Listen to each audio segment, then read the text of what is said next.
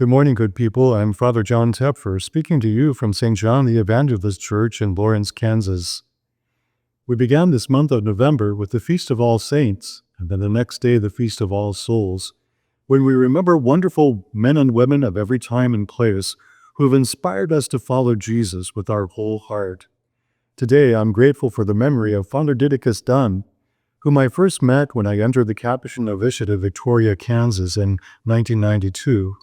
Father Didacus was faithfully serving the people of northwest Kansas for many years, as far west as Atwood, Kansas, and around the friary in Victoria and Pfeiffer and Munger and Walker and Gorham, and even in Hayes. Father Didacus was a very holy man in my estimation. My first impression of Father Didacus was that he was kind of bent over. And I would walk up to Father Didacus and I would say, "Father Didacus, what would happen if you emptied your pockets? I bet you could stand up straight." Because in his pockets of his habit, Father Didacus had all kinds of things. He had rosaries and scapulars and prayer books and holy water and the picks for holy communion. He had a little bit of everything in there. And I said, "Didacus, just empty your pockets and you'll stand up straight." Unfortunately, Father Didacus had a good sense of humor, and we became good friends. One of my favorite stories about Father Didacus is every evening we had meditation in our chapel.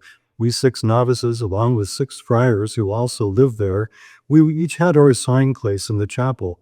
And Father Didacus was always late for meditation. We were sitting there all quietly in the chapel contemplating the scriptures, and suddenly the chapel door would open and Father Didacus would come in, and he would fall on his knees and kiss the floor according to the old Capuchin custom. And then around the back of the chapel was the way of the cross, and Father Didacus would slowly make the way of the cross. And when he got to station number 12, which was right behind my chair, that's when Jesus gives up his life on the cross. Father Didacus would always be moved to tears, and I would hear him blow his nose. And then when he finished the stations, he'd come around and his chair was right in front of mine, and he'd fall on his knees again. Boom! And then he would enter more deeply into his meditation. Father Didacus was a great inspiration to me.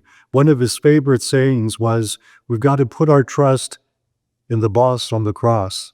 He carried a crucifix in his pocket, among his other possessions that he carried with him, his walking sacristy. Well, my sisters and brothers, this is a time for us to remember holy people of every time and place who inspired you and me to walk with Jesus and his Blessed Mother Mary. Let's remember them gratefully, and let's strive to imitate their love for the Lord and their zeal for the faith.